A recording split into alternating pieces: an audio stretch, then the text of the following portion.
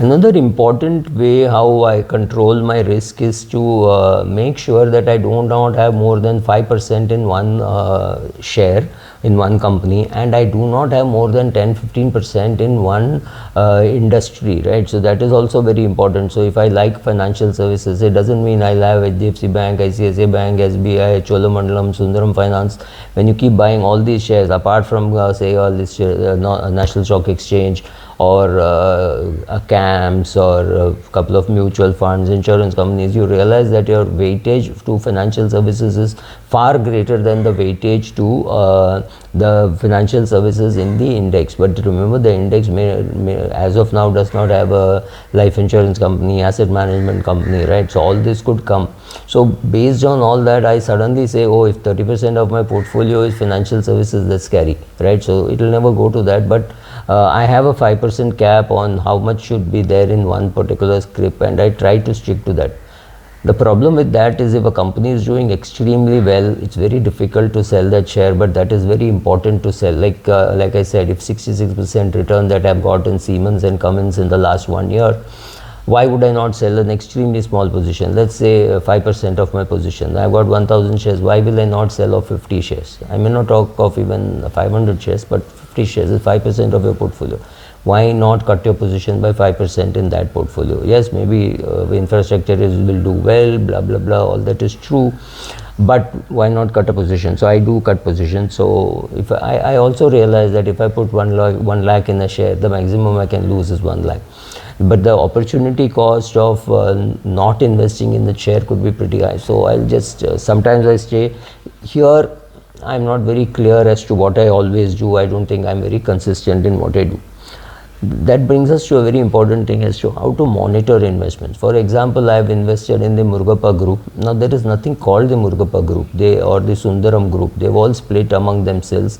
So each brother is holding one. So then, knowing more details about the current management of a Carborundum Universal, knowing that the management of Carborundum Universal is different from the management of AID Parry, which is different from the management of Cholamandalam, which is different from the management of XYZ, right? So it's very important to know the differences. Then so that's very difficult, but yes, that's very necessary part of the monitoring that one does. One largely monitors by numbers, but one has to manage the qualitative factors also, not just quantitative that you can depend on totally. I do not look at my companies on a quarterly basis. I mean, what great thing is going to change in a Colgate or a HUL over every quarter? I just look at the results and say, wow, good results, wow, bad results. That's all. It does not really matter to me. But once in 18 months, I look at market share. Well, Patanjali is selling more toothpaste than Colgate, or whether somebody else is going to launch a toothpaste, or is Dabur doing better than Colgate. I keep looking at it, and then I'm not worried if the market share has slipped from 63% to 58%, because you know that 63% is difficult to sustain, and you know over 5 years, 7 years, market share will fall. Then the question is, are the margins good? Are they able to do well in volumes? Because if the volume itself is expanding, then a fall in the market share doesn't really matter. Though I don't like the trend over a long period of time. I know I get good dividend yield. I know it will grow. I know it has got the ability to attract good talent, right? So all that being in place, I will not sell off Colgate. But yes, 18 months is when I look at the long-term trend. Maybe even 24 months to look at the long-term trend, and then to see whether these dividends are sustainable. What is going to happen? Is there something else which I can buy? Can I sell Siemens and buy BHEL? Can I sell Siemens and add more Larsen and Toubro? Or should I just forget infrastructure for a minute and go and buy the basics? Should I buy banking? Should I buy cement, right? So looking at all those things. But if you have built a portfolio of good quality companies at attractive valuation, then I really expect to hold on to it for years. Like I said, Carborundum Universal now holding on for 23 plus 16, 39 years, right? So 23 plus 14, 37 years. So if you hold shares for such a long period of time, your dividend yield and all is guaranteed, decent growth, there is absolutely no reason to sell. So danger of monitoring on a regular basis is you feel tempted, oh, let me do this more often. Sometimes you feel like, sometimes you don't. And when I say sell, I largely mean switch. So let's say sell Siemens to buy BAIL, or sell BAIL to buy something else. So this is more a switch. Do I want to sell my Tata Power to buy something else, right? Those are the questions that one keeps asking. That also brings us to a very important thing as to when to sell a particular share. Do you just hold on permanently? To me, the answer is yes. I can hold on permanently. It doesn't really matter. So I can hold on for pretty long periods of time, simply because you are built a portfolio and you're adding on to it rather than trying to build a fresh. But I sell a company when I feel. So what are the reasons why I have sold shares? I've sold shares because it is getting merged into somebody else, some other company. It is being acquired, there is a change of management. I've also bought because there is a change of management. I had a very small quantity of Shanti Gears, which was anyway a listed company. Then when the Murugappa group took, I took a big position in that, and that's up 5x from when I took it at 65. It's now something like 350 or 380.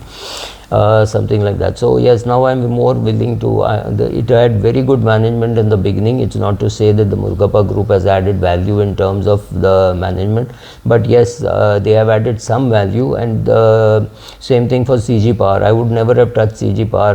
CG itself I don't like, and that to power industry I don't like, but I knew when the Murugappa group comes, they will add value to it. So this is a share, again I bought it in maybe at 40, and today it is 300 plus. So some of these things I have bought or sold basic on the change of management. When change of management happens, that company looks attractive or looks unattractive, right? So somewhere there is a fear that the management quality is not good. There are governance issues. I sold Biocon at 380, saying something is wrong. The ESG or something was not adding up, right? So some of these are basis of sale. Largely, when I say sale, I largely mean switch. Of course, I could be sitting on cash for some time if I don't think the market itself is attractive, but that is again a switch, because the sale has not been done to use the money elsewhere. The sale has been done to sit in cash, to look for opportunity as to what to buy. If I can't buy something, I can stay on in an ultra short bond fund again for very long periods of time. If I don't have money in the sense to invest, if I don't have any big expense coming, there is no reason why it should be sitting even in a share which I want to anyway sell. So if I want to sell, I sell off immediately. I also sell to reduce my position, saying, oh my god, this jump is too much as a percentage of my position, so I sell. I may be buying it in my wife's portfolio, I may be selling it in my wife's portfolio and buying it in my daughter's portfolio or my father's portfolio or my mother's portfolio, right? So something else could also be happening, but largely yes, I do pair positions, I build positions. Sometimes I build positions aggressively. I also realize that I don't invest too much of money. I am not a mutual fund that has to build a 20,000 crore position or a 15,000 crore position in one company and they take a long. I invest every month whenever there is money. There is no great criteria as to when I invest, right?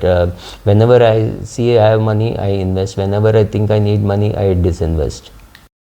How does one try to improve as an equity investor? One, after building a portfolio, you tend to look back and say what has happened. Then this is something which is little tricky. I have several of friends whom I can call up and say, oh, how does this share look and how does this share not look? And somebody will say, oh, the results are coming in 4 days time. That is something which I can also gather, but it is easier to talk to some analyst who is doing it on a regular basis.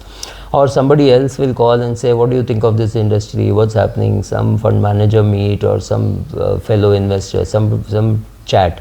So all monitoring is not just by looking at numbers and saying why is this, but if a company cuts the dividend, then to me it's a very big red signal, because companies rarely cut dividends. They have a cushion, right? If somebody is doing a 30% to 60% of EPS kind of a payout, they have a full range in which they are doing. So they always do 30%. Sometimes when they are doing well, they do 45% or 50%. Look at Oracle Financial Services. It's a fantastic payout. So when there is a very good payout, you are hesitant to sell the share. But if there is a better opportunity somewhere, if you say, oh, anyway, I think software is going to do well, so why not shift from Oracle to Infosys or TCS or HCL, or say, oh, overall software is not going to do very well, so why not shift from Oracle to, say, State Bank of India, which is available at 500 rupees. Any of these things are possible. So to me, selling and buying are not necessarily connected. I may sell, sit on cash and then buy, or I may get a good opportunity and therefore to buy that, sell some share. So all these things happen. But looking at how to evaluate, so yes, there is the numbers evaluation, which is the qualitative evaluation, the quantitative evaluation. The qualitative evaluation largely happens because you are reading something somewhere and you say, oh, this is going to happen, or say this is not going to happen, or say, oh, the average price at which people are selling air tickets has gone up. Indigo will suddenly make more money because they're doing more foreign trips. So you pick up this data somewhere else, right? You're watching a YouTube video, you're talking about something else, some politics, and suddenly something else comes up.